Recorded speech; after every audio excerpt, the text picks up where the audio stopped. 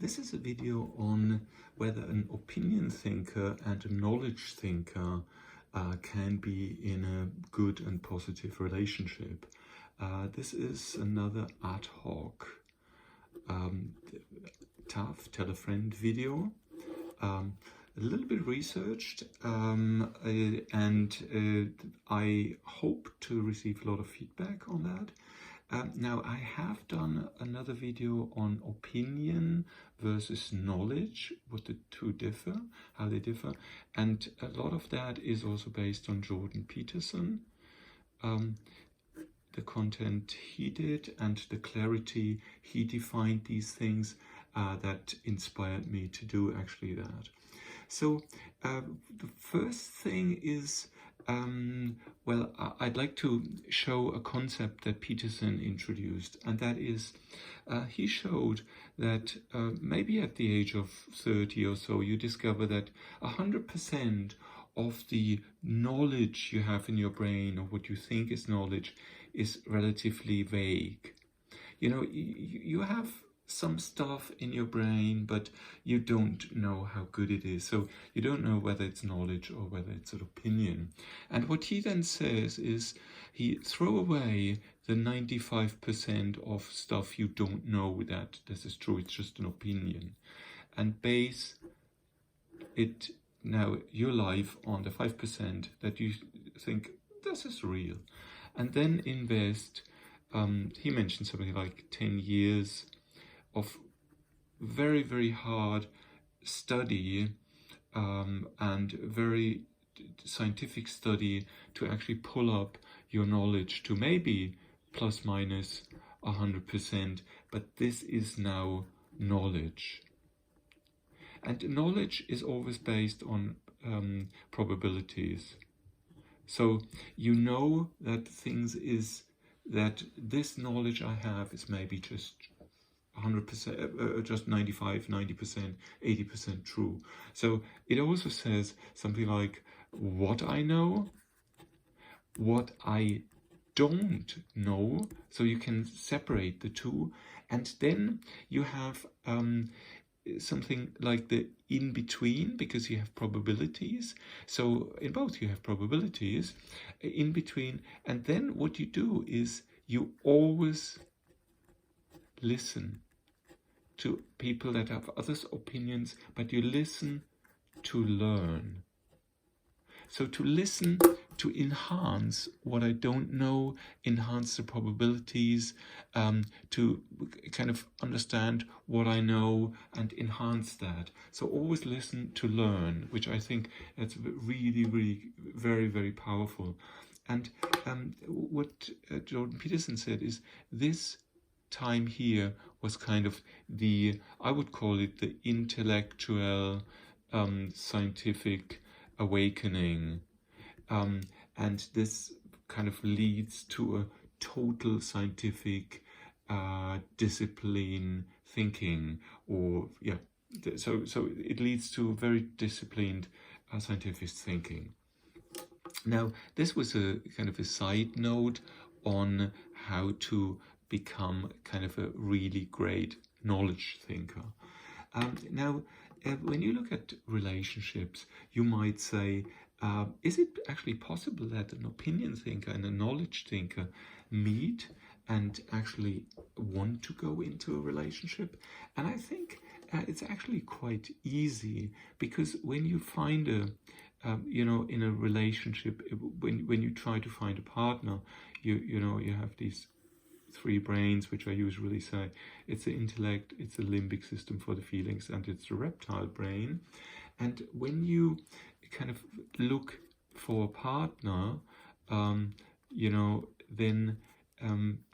there is a lot of the reptile brain. Put that in blue. So you might have the intellect saying, I'd like to have a partner, because that's good. Then the limbic system may say, oh, fantastic, I want to, have a nice relationship, and I want to have a cozy home. So maybe that's 40%. And then the reptile brain, maybe another 40%. So, and I think for both thinkers in a specific situation, you know, where they meet, that actually still applies. So it's kind of possible that the two are relatively without problems meet, and I think they also attract each other, because an opinion thinker and a knowledge thinker kind of are so much different that nature has made that chemically they attract each other. Now, where are the areas of conflict? Now, if you are a knowledge thinker, you know, you're a knowledge thinker, you might have some areas, and I come to that with your partner, where you have scientific knowledge, and the partner, which is an opinion thinker, says, I want it differently, but then you say, but it's better to do this way. And then the opinion thinker would say, no, but I want it this way because I just happen to want it that way. Knowledge thinkers also might struggle in communities where, you know, the community has a kind of an opinion, and then the knowledge thinker, you know, that wants to join this community might have to do a compromise on to kind of accept these opinions. Also, he knows that these opinions are just opinions and not correct. So this is kind of a problem the knowledge thinker has. Now, back to the initial question, can you live together? Can you live? And now, living together, obviously, but in a benefiting, joyful, positive, when environment, when with these two people. And now what I did in another video is, when you look at the brains of knowledge thinker and so a knowledge thinker, usually the male is on this side and the opinion thinker would be kind of on the female side. You would have, as always, intellect, limbic system, and reptile brain. You would have that the knowledge thinker does 100% in the intellect. So, and the opinion thinker does 50% in his limbic system and 50% in his reptile. Because the problem is that the limbic system always takes over and commands the slave, which is the intellect, and so to get the reasons why the feeling is correct. So here, for a knowledge thinker, it's the vision to say, I want to know, I want to have a scientific approach to it, and that is why the intellect is completely free to select the scientifically logical reasons. And now, how can you now live together if you know this, so that you have here 0, 0? And so this is very, very difficult to live together. And now, if I look at it, then I have to say that in a relationship between, I draw it as female, male, and the female being the opinion thinker and the male the knowledge thinker. And there is three different things. One is the thinking. So somebody can think, you know, and I think that this, that this is free. So the thinking is, we are free. And now maybe the thinking kind of reflects a little bit in the smile, or in that your thoughts can be seen in your face. But then there is another thing which I draw in, same color, which is the speech. So if you say something, so speech, and here we already might tackle some problems. So when you say something, and here there should be rules.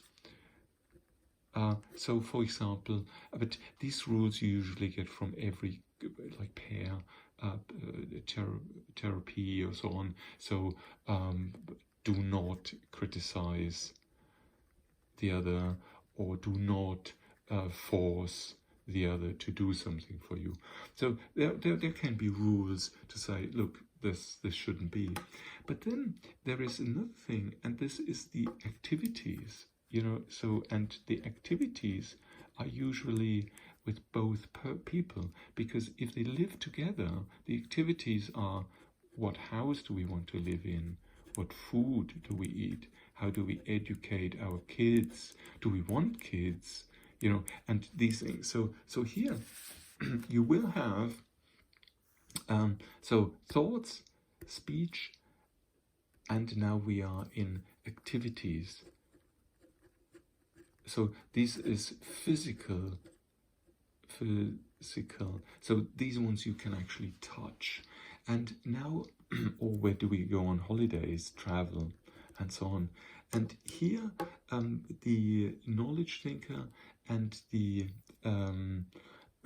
and the opinion thinker might have different approaches, but what is important is, when you look, this is the world.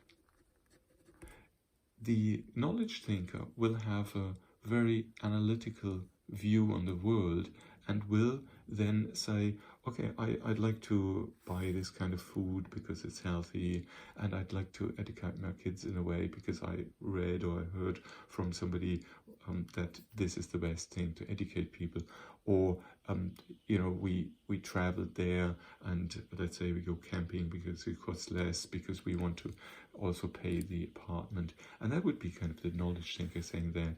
And then you might have the opinion thinker that sees the world in his opinions, and he would say, but I want this house and I don't care about the money, and I want to travel there, and I want to stay in a, I don't know, 5-star hotel, and I don't care about the money.